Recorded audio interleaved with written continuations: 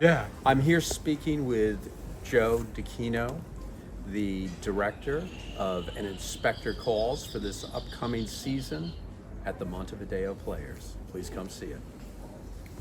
The training varied. I mean, my undergraduate degree was at Catholic University in Washington, D.C., and that was more classical training. I was directing down there. My old roommate was John Slattery for a half a year down there when I needed a place to crash, and two other classmates from our same years, John Carroll Lynch and Corey Johnson. They all, three of them, great careers, Right. So I've been in the little genie in the bottle environment with some wonderful people around me. Good. All I really care about is what type of commitment and effort. And if you're committed to doing your best, then as a director or as a teacher, if it's the workshop or directing a play, my job is to pull the best out and also to help you develop how to successfully act or direct without anybody else there. You discussed the concept of listening, Yeah. and I'm wondering how that impacts the way you interact with your actors and how that impacts the way you direct. We all want to finish the other person's sentence. We all want to get our point of view across before we hear the other person. As a director, that is you don't want to work with that though. If the director is not looking and seeing and watching and listening to what's in front of them, and they just have this vision. The vision is a collaboration. You have the captain of your ship, but you still got to get the actors and the designers and everyone to go in that same direction. So if you're not listening, what are you doing here? As an actor, acting is what you're doing when you're listening to the other person. It's the reaction more than anything. So acting and reacting, just think about any cutaway shot in a movie when it's the expression, it's you're talking to me, or I'm talking to you. Your body language is going to affect how I deliver my next line. Right. Whether it's a scripted line or it's improvised or if it's just conversation. Any first date, you look at it, you could go to a restaurant, when it's a first date, you can see the frickin' tension, the body language, versus that comfort and smooth. Right. So listening is about reading the circumstances and adapting to it, and you react to that. So, simple line, I love you. Well, if you don't want that, you don't want to hear those words, you got to listen, you hear it, or you don't want to hear it at all and you dismiss it, you're shutting down. The reaction is based on what you're getting and what you're receiving, and it's a give and take in that way. So if you're not listening, even when you're speaking, because I have to read your body language while I'm talking to you, and if you're getting what I'm saying, I can keep going. If you're giving me a look like, what? I got to circle back around and try to find another way to say it. Okay. You'll stop them and ask them to think about this again, listen to the line, and respond in character? I love them to just not to break. Just stay focused who they are and listen. I'll talk. Sometimes I'll go whisper in someone's ear while the scene's going on, and often it's the person who's not speaking. I'll go whisper in their ear and something, or I'll give them an adjustment. But rehearsal is about discovering what does and doesn't work. And if it works, great. Stick it in your pocket. Don't keep repeating what works. You're just going to beat the dead horse. Show me something else. Let's see what maybe doesn't work, or what might be even better than what you think was great. So, constantly looking for something. And in rehearsal, I don't mind when they wander off the script and wander off that. At a certain point, usually a week, 2 weeks out, I want you to focus on the author's words, because your job is to present the author's words, not rewrite the author's script. Sure.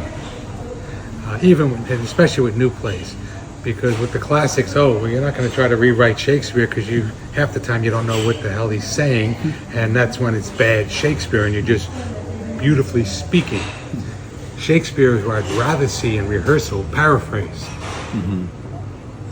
Let me know you understand what he's talking about, and then get back to his words.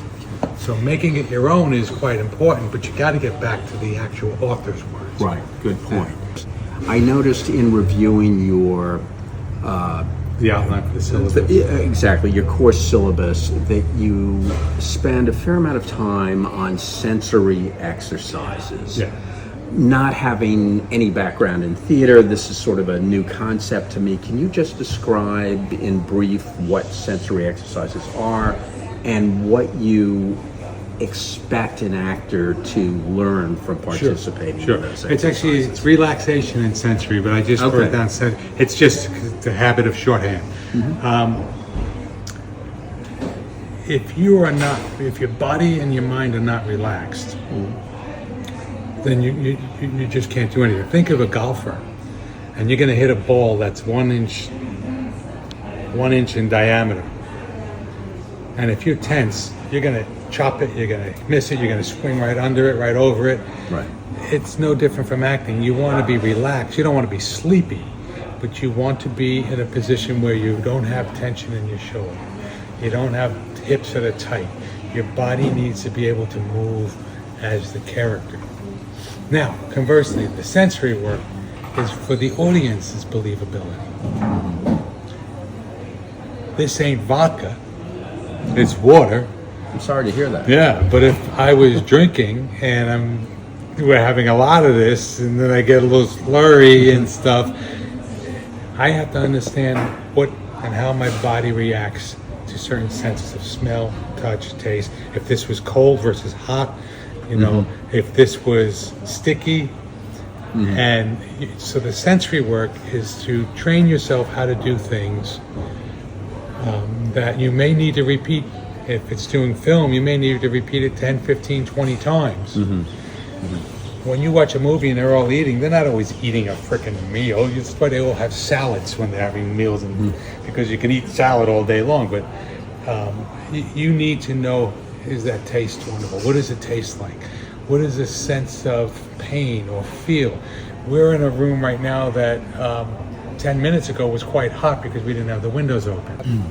But if I needed this to be winter in here, my body's got to work with the winter. When you're in a theater and you have lights that are freaking very hot on, but it's winter, well, you're not going to be sweating in your house in winter, so you have to adjust your mind to believe the sensory work.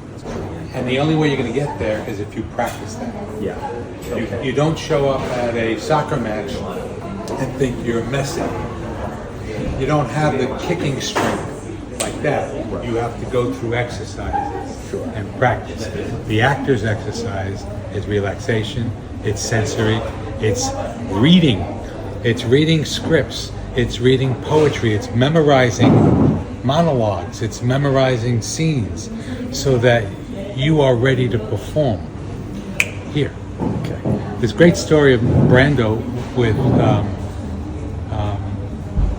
Streetcar Named Desire when he was on Broadway. Yeah. He started getting bored. So he asked a stage manager to take a nickel and throw it on the stage sometime before the curtain opens, before the house opens. And a lot of this, Brando had this, amazing, he's in his rage. He's looking for the coin. The audience sees it as the rage because they just see he's got other stuff going on. Right, interesting. Your emotions are not for the actor, they're for the audience. Your job is to affect the people watching. If it affects yourself and the others on stage, also fantastic. Right. But it's about the audience's experience. 3 directors you selected and suggested that acting students take a line or a scene from a movie directed by Arthur Penn or Elia Kazan or Peter Brook. And another would be Mike Nichols. Or Mike Nichols. Yeah. And I'm just curious as to, other than the fact that these are great directors, why those great directors? Did they have a particular influence on you? Couple of reasons. They're actor directors.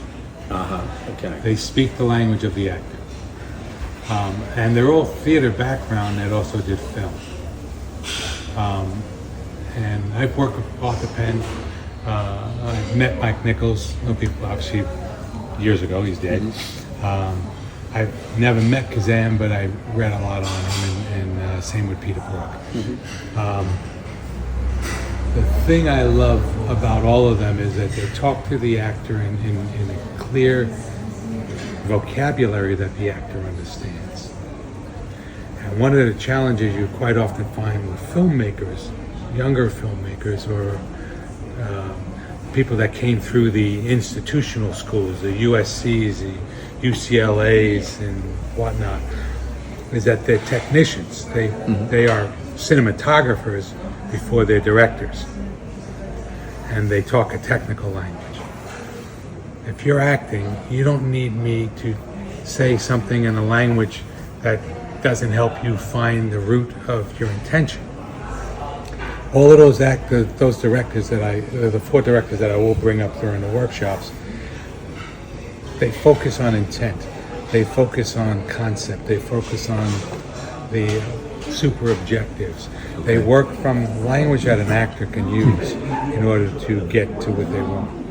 So that you would differentiate from, say, I believe it's called method acting, as propounded by somebody like Lee Strasberg. For right. example. Well, Strasberg. I mean, all of those except for Peter Brook went through the actor studio. Okay. All right. Arthur was the president for a while.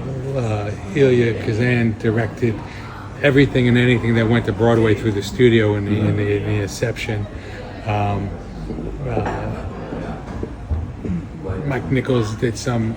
Mike Nichols was more Second City, and came out of the Spolin, also the Spolin approach. But he did a lot of work with studio people. Method acting is quite often misunderstood. It doesn't mean you're tearing up furniture and you're in character throughout your life. It's not how. You can't live a life if you're going to stay in character all day. You got to stop. There are some that will require you to call them by their character name. And then what happens when you go home and you tell your 3-year-old kid, "Call me Lincoln"? You know, come on. So it's a lot of it is misunderstood, and a lot of people get stuck on the first 3 books of Stanislavski, where he's focusing on the inner and building a character, creating a character, and whatnot. But he has a lot more books, and they also talk about voice and body control and dance and the complete person. Right. Meisner and method, you should be learning both of them in my mind. And you should learn Spolin because improvisation keeps you in the moment. So my training, although it came from certain disciplines, almost all of the teachers would dabble in each direction. I think Meisner is better now for film and TV, and method to me is quite often great for, of all things, Shakespeare. Okay. Because you're really trying to find the truth and the intent behind words that are complicated. I wanted to ask you a question about actors themselves. First, do you believe there is such a thing as a natural actor? And secondly, if there is such a thing as a natural actor, what do you bring to the table? How do you work with such a person? Yeah. Think of any child actor, they're natural. They don't have the experiences of that. You don't need training to be a good actor. Okay? What you need is imagination. Answering the magical question of what if is the best thing an actor can do. What if I stepped in that crack and snapped my ankle, and I heard the bones. You know, what if that was a homicidal maniac sitting across from me? What if it was my future wife or my future husband sitting there? You allow the imagination to go, and someone that would deem a natural instinctually goes there without worrying about it. Where craft comes into play and where it's necessary, even if you're a natural, is that what if you're on Broadway and you're there for 6 months? You got to bring it every day, and you need to know what your intention was and what your purpose, because the audience that came tonight and the audience that came last week and the audience that's coming in 4 months from now, they should be getting the same type of performance as close to. That doesn't mean you lock it to a point where there's no moment-to-moment work going on, but that's where your craft comes into play. You make it look like moment-to-moment, Right. and you may inflect a little differently, and then the other may respond a little differently, but the intent is still the same. So what I bring is a natural still needs to learn. You could be a natural athlete. Doesn't mean you're going to become a professional. You still need to learn the rules. You still need to learn how to play with the other players. Sure. There's one-man show, one-woman show gets you just so far. And even that, you're going to have a lighting designer, costume designer, set designer, a director, a stage manager, someone running your props around. You know, one-man show, one-woman show still has 10 people working for you. Right? Right. So, Joe, here's an aside, but just out of curiosity, now that you have become an Uruguayan, We have our permanent residents. good for you. Yeah. My question is, have you started to watch any regional films, Argentinian films? My wife is from Argentina. Oh. I met her down there. Oh. I've directed in Argentina, my own play in Spanish, even though I don't speak it yet. I start my lessons in 2 weeks. Good for you. So I can sit in the theater, and it was quite funny and maybe sad. A friend of ours was doing a show, 2-person show, down in Argentina, and I'm sitting next to my wife, and I'm just like this, and I go, she just went up on her lines. She looks at me. She goes, what are you talking about? She went up on a line. She goes, how can you tell? I said, because the other actor's eyes went like this. So I watch behavior. I watch to see what's going on. I've been to the Teatro Solis a couple of times and seen shows. One show I loved, one show I hated, but it was aesthetically beautiful. Right. It had no soul, you know. And yet the other show I saw, which I didn't understand the word because it was a comedy, I loved what I saw, and I actually took from what they did with a live feed camera going on, and I used it for a production in the States with Julius Caesar with almost an all-girls cast, you know, projecting what the audience doesn't see, a little twitch of the hand, the person's reaction, not the person speaking, things like that. So interesting. You know, they're doing that sort of thing at the Metropolitan Opera now. You've got the live action on the stage, and then they have a movie screen above, and they're showing you clips of what the other singers are reacting to, how they're reacting to it. It's very multi-stimulation. It's really, it gives you choice.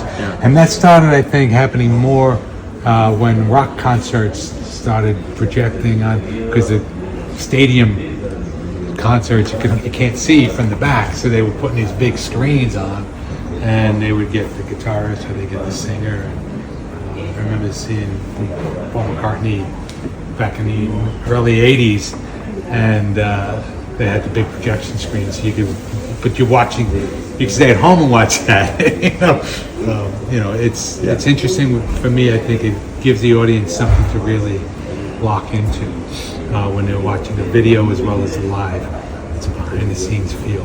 So it's pretty cool. Great. But movies, we regularly watch TV shows and films from all over the world with subtitles. You know, the Talk is one of these wonderful Argentine movies that I love, and it's the official Competition, I think it's called. Okay.